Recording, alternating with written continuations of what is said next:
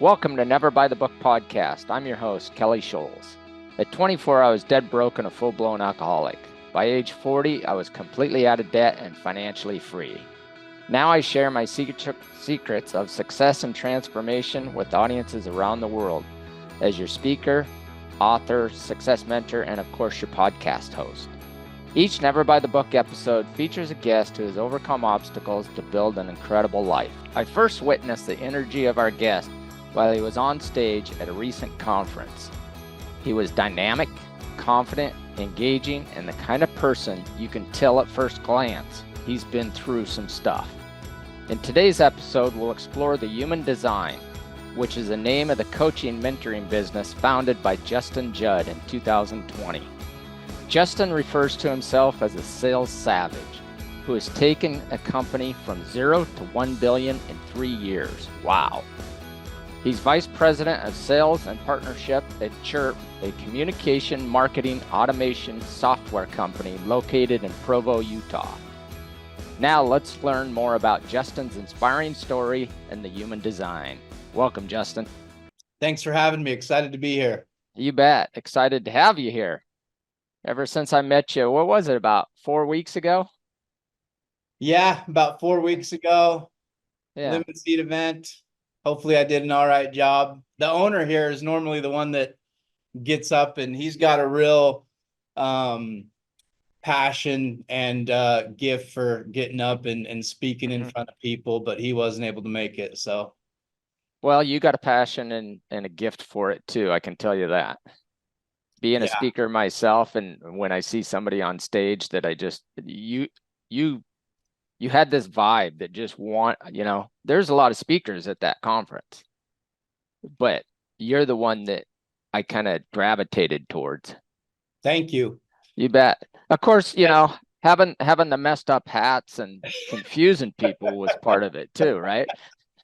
Yeah.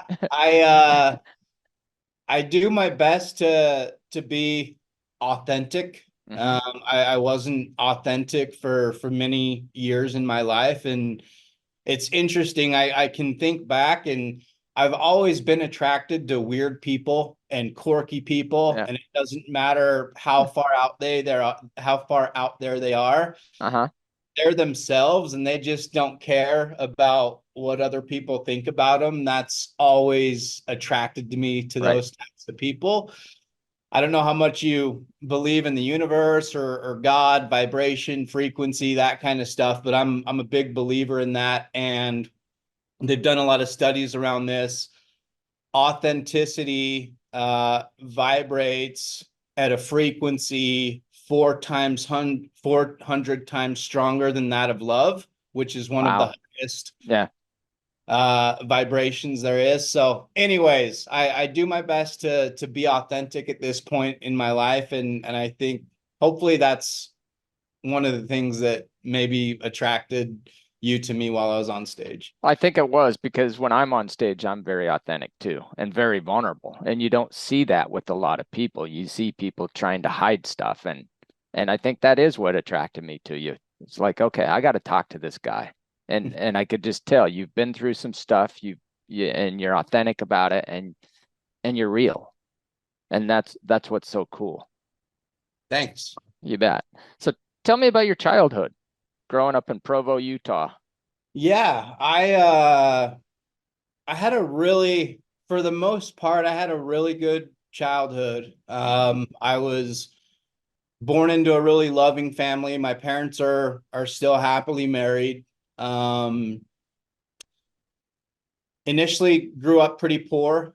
My dad married my mom. So I come from an LDS background, by the way. So my dad married my mom 3 months after serving an LDS mission. So he was just over, 21 or 22 years old.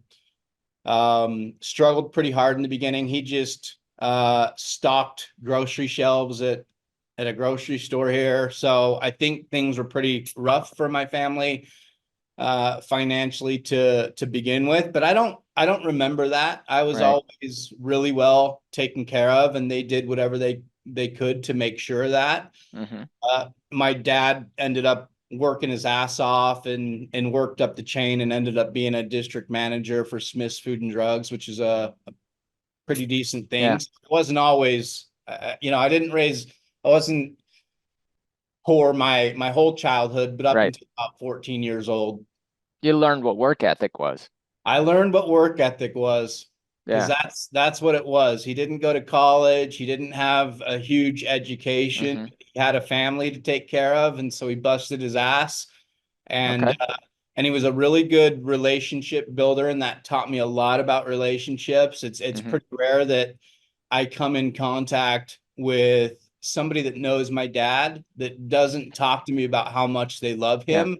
He's just one of those types of Yeah. people that makes people feel good about themselves, makes people feel comfortable around him, makes people feel like he's never going to judge them for what they do. My dad has a gift for that. So I'm still working on that myself. Yeah. That's just something that he's got a real big gift for that stuff. Sounds like your dad's a big mentor of yours. He's my hero, man. Yeah. My dad's my hero. He had me reading Stephen Covey, um, I'm drawing a blank. Stephen Covey, um, Tony Robbins, just a lot of different Hmm. self-help stuff. He Right. had reading at like 14 years old. Oh, really?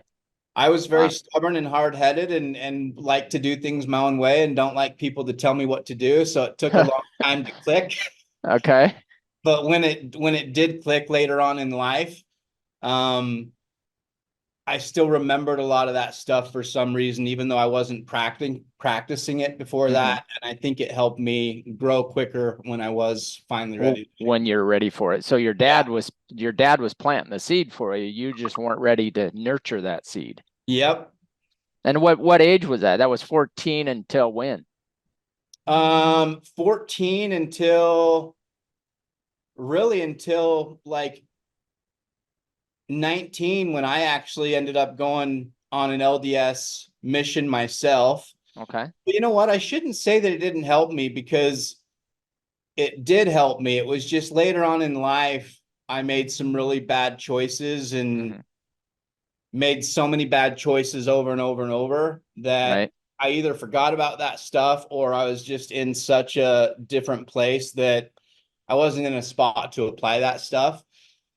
But I went on a mission when I was about 19 years old, ended up going to France, Belgium, and Netherlands. It's the Church of Jesus Christ of Latter-day Saints. Other people refer to them as the Mormons. Hmm.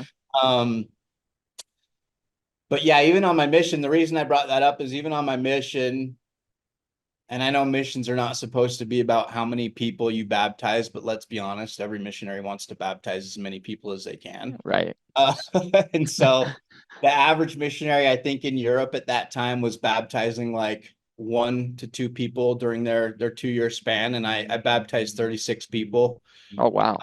over in Europe. So I think the stuff my dad was teaching me was helping at that point in my life. I just ended up making a lot of bad decisions and kind of forgot about some of that. Hmm.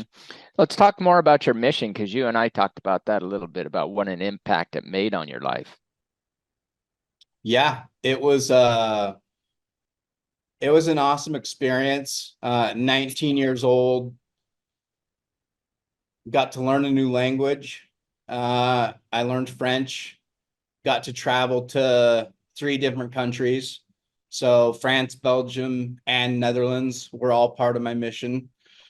Got to eat really good food, which I'm a huge food person now. Hmm. I have a passion for food. Got to meet some amazing people. And I think the best part about my mission was even though I'm not Mormon anymore. But that being said, when you're out on a mission, you genuinely are there. You're trying to help people. Hmm. And getting put in that situation where my top priority was to just help other people really taught me the value in getting outside of yourself and doing whatever you can to help bring other people up and how much that naturally does bring back to you. So I Yeah. think that was probably the most important thing that I took away from it. Good. Did you ever listen to any Brian Tracy? Did your dad ever have you listen to any of him? Oh yeah, Brian Sure. Tracy, Yeah. Napoleon Hill. That's the one Napoleon. that was missing my Yeah. mind. Yeah, Napoleon Hill's probably still my all-time favorite. Zig Ziglar. Zig Ziglar. Yeah. What's one of Zig Ziglar's quotes? It's what you just talked about. Oh man, I don't know. What is it? The more you help other people get what they want, the more you will get in return. Yeah. Yeah. So something you mentioned when you were doing your mission was learning French, Mm-hmm. but you didn't say how long it took you to learn it. Yeah. So it's interesting when you get called on a mission, you go to what's called the MTC, the Missionary Training Center. Mm-hmm. You go for 8 weeks and you learn your language. And so I can literally remember at the end of that 8 weeks when I was getting ready to fly over to France, I was like, oh my hell, I know French. This is awesome. And I remember uh getting off the plane, driving to my city, and I remember crossing the street, and the first French person that spoke to me, Uh-huh. I didn't understand a word that they said. And I was like, what in the hell did I just learn over the last 8 weeks? Um, but here's the thing. When you get put into a situation where you have no other choice, Mm-hmm. humans are really amazing. You figure it out. Yeah. And I got put in a country where everybody spoke French, and I didn't have a choice but to learn it. And so it took me about 4 months to Yeah. be able to understand it and be able to speak it back decently. After about 6 months, I was pretty good at holding full-on conversations. And then after that, it was more just working on my accent and pronunciation. But that's pretty good, not having any, say, educational training in it and learn a foreign language in 4 to 6 months. Yeah, I think so. I mean, that's pretty darn good. Yeah. I mean, I've been wanting to learn Spanish forever, but I just haven't put myself in that situation. That's what I need to do, right? Move down to Mexico and live Yeah, down there for 6 months. yeah, exactly. Yeah. It's amazing what you can do when you set your mind to it. But, when you and I had some conversations too, and I think that's something that probably attracted me to you and to get to know you as your extreme personality. Mm-hmm. So when you do something, it's not halfway, is it? No, everything No. in life. I'm an extreme person. I'm a very passionate person. And I've seen that work in two different directions in my life, for the good and for the bad. Okay. Um, You want to talk about those? yeah, yeah, absolutely. So this is probably getting deep, but I haven't really talked about this a whole lot. And I think it's important for people to understand this. So when you're talking about my childhood, I I had a really good upbringing, right? But I had some stuff happen to me when I was a kid that was pretty unfortunate. I'm not going to go like super into detail about that stuff, but basically, I had a school teacher that did some stuff to me. He ended up going to prison, Mm-hmm. and my parents ended up finding out that he went to prison, and so they I was in the back of the car. I had just got caught stealing wallets from a water park at 12 years old. Okay. Got arrested by the police, and I was acting out.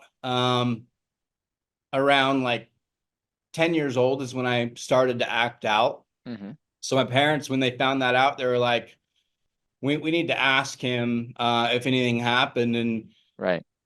I told him no. And the reason I told him no is because for some reason at that point, I felt like it was my fault. Right. And I just didn't want to talk about it. And so it's really interesting how the mind works. I literally blocked that out of my mind for, so if I was 12 at that point, like 22 years. Oh, wow. Okay. And when I say I blocked it out of my mind, Yeah. I mean, like, I never thought about it again. Yeah. You can actually do that with Right. your mind. But the problem is that trauma is still in your subconscious. And Mm-hmm. so it still affects a lot of what you do. And you don't Right. even realizing that it's affecting you.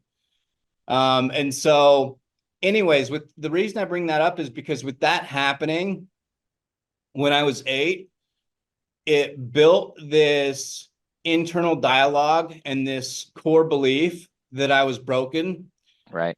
and that I wasn't good enough. And it made me overcompensate. And I think that that is where a lot of this Mm-hmm. extremism came from. I felt like I had to prove myself in everything that I did, whether it was Okay. sports, whether it was being popular, whether it was having the most friends. It's kind of hard to explain, but I just felt like I had to be the Right. best at everything that I did so that I could make up for what I was really feeling inside. So, anyways, I don't know if we're going to get to this later, but I ended up having a therapist. Mm-hmm. I was doing some therapy, and do you want me just to talk about this since we're Yeah. on the subject? Yeah. So they just brought up, I was in a therapy class and it was a group therapy setting. And the therapist basically said they were doing a subject on trauma, and they said, okay, I'm gonna have everybody raise I'm gonna ask 10 questions. And if it's a yes, raise your hand. But everyone had their eyes shut so that you couldn't see what Okay. other people were doing. And basically the point of it was, if you answer yes to 4 or more of the questions, you are 99% more likely to deal with substance abuse issues and just have a lot of destructive behaviors. Right. I remember the 10th question was, raise your hand if you have ever been sexually abused. And I remember at first thinking, oh my God, I feel so bad for anybody that is raising their Right. hand right now. And then boom, it hit me like a ton of bricks. And my mind went back to that experience when I was actually 12 years old and lied to my parents. And then it went Right. back to actually being 8 years old. That's when I say, when I blocked it out, like, Yeah. I blocked it out. It's Wow. weird the mind can do that. So, anyways, I got sick to my stomach and ended up reaching out to that therapist after that and did some really, really Really. deep therapy work. It's called EMDR, really, really intense therapy, but Mm-hmm. it was life changing because it made me change my whole perspective on that situation. It wasn't my fault. I Right. was taken advantage of. It wasn't my fault that I didn't say anything. I was a Right. freaking 8-year-old kid. Right. But for some reason, it was hard for me to like process Right. that when I was younger. I Yeah. didn't process it like that. So, anyways, I don't know, that's kind of what happened. And that was a tough experience, but it's never too late to change. Right.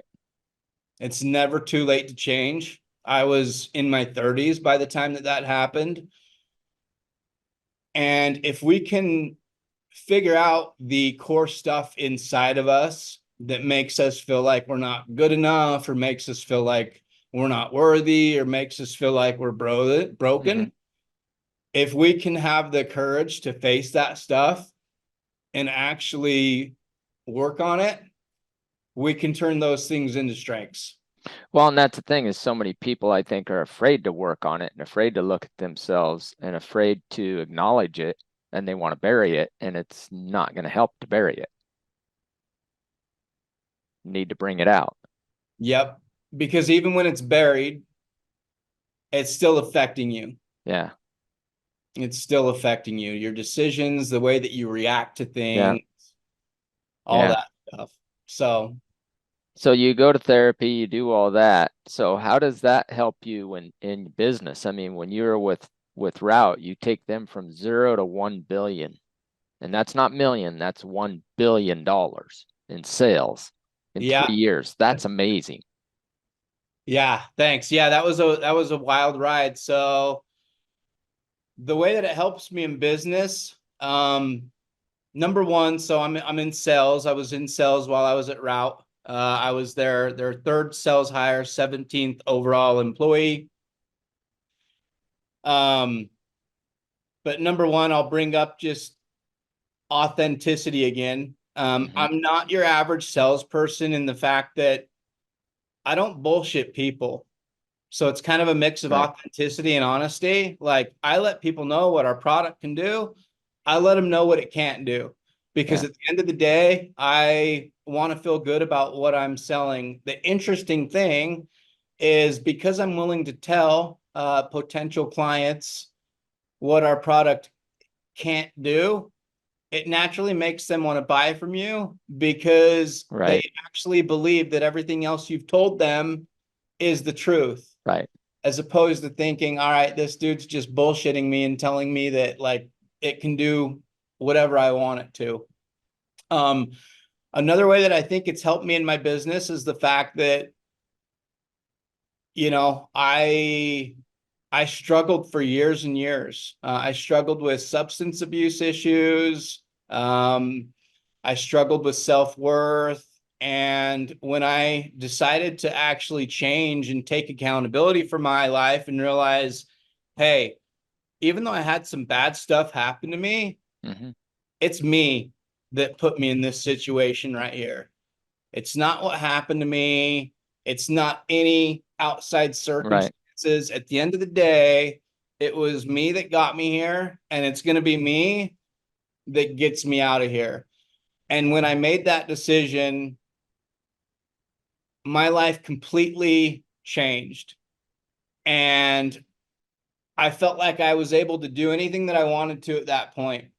So to go back to your question, it made my drive to just be a top performer that much higher. So I've always, not always, but since I did that, there's nobody that'll outwork me.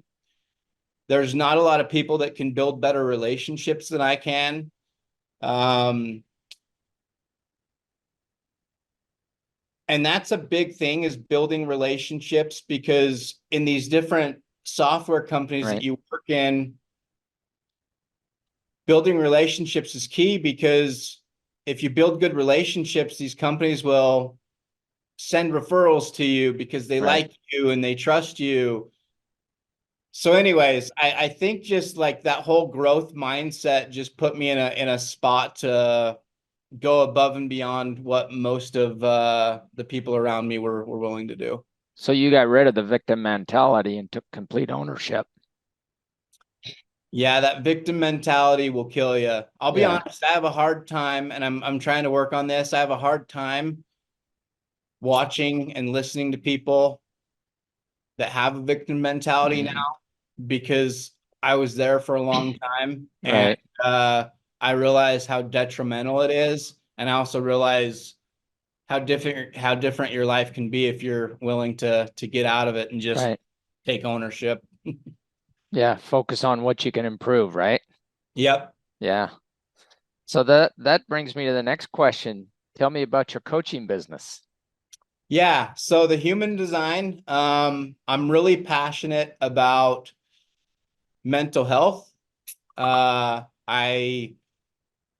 Especially in the tech community. So the tech community really struggles with mental health because I don't know the exact reason. I think people just really get burnt out in tech. There's not a lot of resources that promote mental health. And so even though, I'm a hard worker and I'm a grinder, because what I've been through in life, I know that, like, keeping mental health a number one priority is key. So I wanted to be able to promote mental health within the tech industry. And then I mixed that with attracting the power of the universe. So some people call it God, some people call it the universe. I really don't care what people call it, because in my mind, it's all the same power. But every emotion we have, every thought that we have is actually attracting the same thing back to Right. us. And so when we're thinking negative thoughts or we're feeling negative emotions, that is attracting from the universe exactly what we're thinking or what we're feeling. Same thing with positivity. And so I just teach people principles based on how they can basically focus on the emotions that they're dealing with so they can attract what they want, because our thoughts create our emotions and our emotions are what attract things to us. And so if we are ever feeling a negative emotion, we know that whatever we're thinking is not truly in line with our higher self. So then we can trace back that thought, we can reframe it, connect a different emotion to it, and attract what we do want. So that's what I coach about. So you started that in 2020. Uh-huh. Okay. How's it been going? It's going good. I do it very little right. It's going good, but I do it very little right now Okay. just because of how busy I am with CHIIRP. Right. And you try and stay in the tech world then with that. I do try and stay Okay. in the tech world. I have another yeah, I probably shouldn't go too off topic here. I Okay. apologize if I am going off topic No, too. no, not at Kind of all. kind of the way my mind works Yeah. sometimes, but I have a whole business that I want to start in the tech community around mental health. But right now I'm Okay. just so busy with CHIIRP that Do you think it's that way in the tech world because they are so focused and so in on the technical stuff that they're working on that they aren't building the relationships outside of that? yep. Because as we talked about, I mean, really a lot of life and a lot of what is satisfying in life is relationships. Yep, I do. So here's the thing I think that happens a lot with tech is tech companies get started and then they go out and they raise what's called venture capital money from venture Hmm. capitalists to be able to grow quicker. Right. The problem when you do that is those venture capitalists control your business and they control all of the decisions that happen in the business. Hmm. And usually those decisions are based around bringing in more deals, bringing in more money. Right. And it Bringing becomes in more revenue. more revenue. It's all about that. It's not about the relationships. It's yep, relationships and Yep. support seems to go downhill.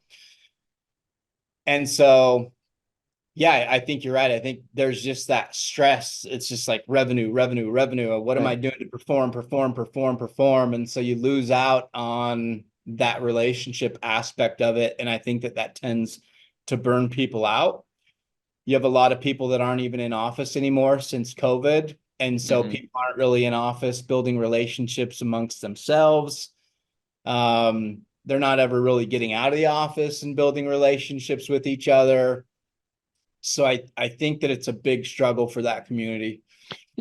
And it's not just that community. I'm seeing it in my industry. You know, I was in the home service industries, as you know, plumbing, heating, electrical, and I'm seeing that where these equity firms are coming in and buying up small, shops and making it all about the numbers, and it's not about the people anymore.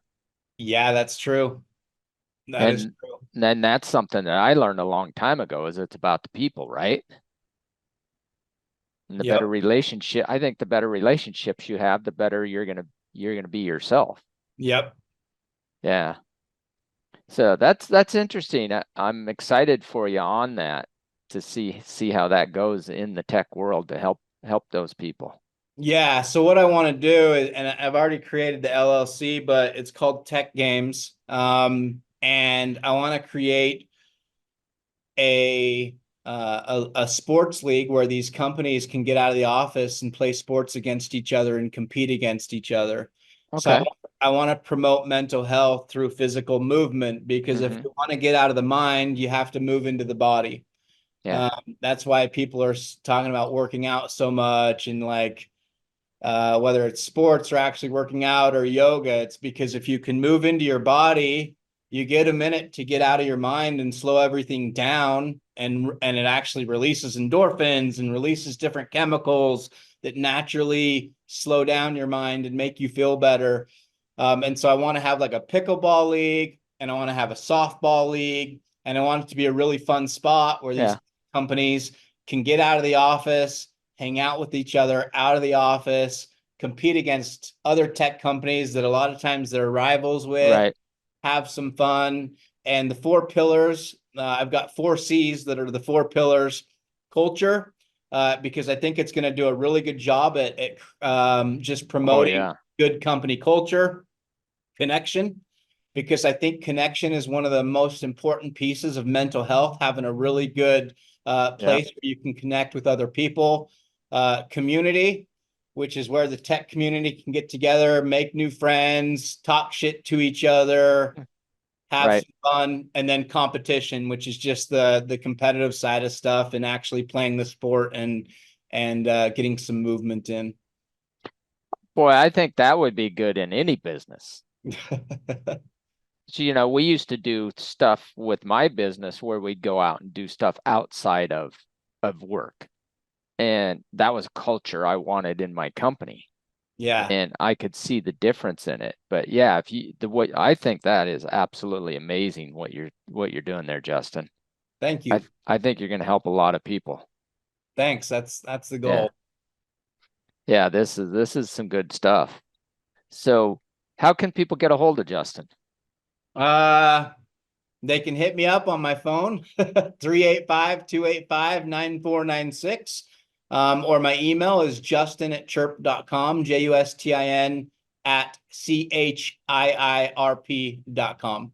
Awesome. Thanks for being on, Justin. I'd like to have you on again and dive deeper into some of this stuff, but I don't want to drag it out today. So yeah, I appreciate you being on, and let's stay in contact, and definitely would love to get you on again. Yeah, I'd love to do it. I appreciate the opportunity. Thanks for reaching out to me at the show. That shows me that you're in tune to that kind of stuff as well. I remember you said to me, man, I saw you up there, and don't get me wrong, you said I did a good job, but you're like, I saw you up there and I thought to myself, man, this guy's been through some stuff. Yeah. Well, and I just felt your confidence up there too. You can see it. You can tell when, and like you talked about, you know, you're vulnerable. You were authentic. You were real. And that comes across. Thank you. So, I appreciate that. When you hurt for so long, for so many years, I mean, literally the reason that really changed me is I was hurting so bad inside for so long that I thought to myself, okay, you've got 2 choices here. You either have the choice to change or the choice to give up. right. And I'm not the type of person that gives up. And so I decided to change. But anyways, when I did that, I don't know, I think it's easy to have a lot of confidence just from how bad I was hurting to where I'm at right now. I feel like my confidence is building every day. So, well, and do you feel that that's therapy too, to be able to get up and talk to people, whether it's about business or whatever it is? Yeah, I actually love talking about this stuff, and I'd like to hopefully have the opportunity to do it more, because I want to use what I've been through to be able to help other people. So I genuinely appreciate you having me on. Yeah, and I definitely want to get you on some more, and we'll go in deeper with it. Okay, sounds good. Sound good? All right, awesome. All right. Have a great week. I appreciate you, Justin. Thanks. All right, talk soon. Thank you so much for listening to Never By the Book. Share it with someone you know or care about. And don't forget to subscribe through your favorite podcast app so you'll never miss an episode. As we close today, remember, if you aren't doing it by the book, it just might mean you're on to something great. Until next time, be great.